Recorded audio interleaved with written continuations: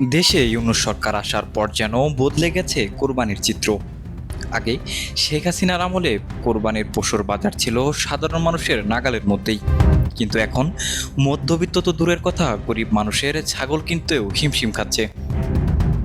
গরুর হাটে এখন দেখা যাচ্ছে রাজনৈতিক দালালের দৌরাত্ম্য, চলছে সিন্ডিকেটের খেলা, চলছে টেন্ডারবাজি।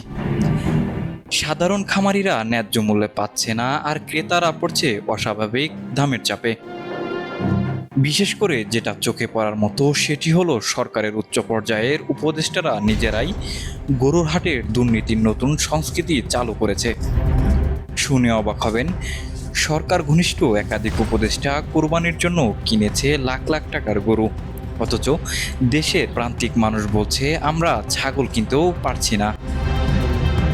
এদিকে এনসিপির নেতা সার্জিস আলম নাম ঘিরে উঠেছে বিতর্কর ঝড়।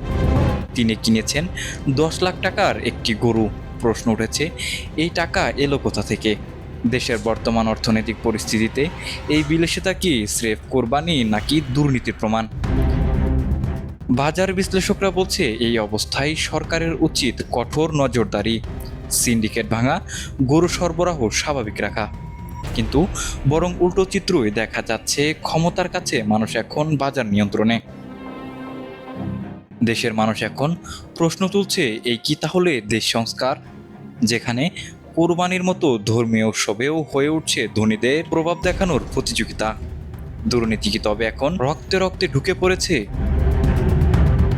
সময় এসেছে জনগণ জবাব চায়। কেবল স্লোগানে নয়, বাস্তবে দেশটা কার জন্য চালানো হচ্ছে, ধনীদের জন্য নাকি সাধারণ মানুষের জন্য, সেটা এখন প্রশ্ন। তো আপনার জায়গা থেকে আপনি কি গরুর বাজারে সন্তুষ্টি আছেন, নাকি নতুন করে কোনো বেনিফিট যুক্ত করতে চাচ্ছেন? অবশ্যই আপনার মন্তব্য কমেন্ট বক্সে জানিয়ে যাবেন। জুমা টিভি, নিউজ ডেস্ক, ঢাকা।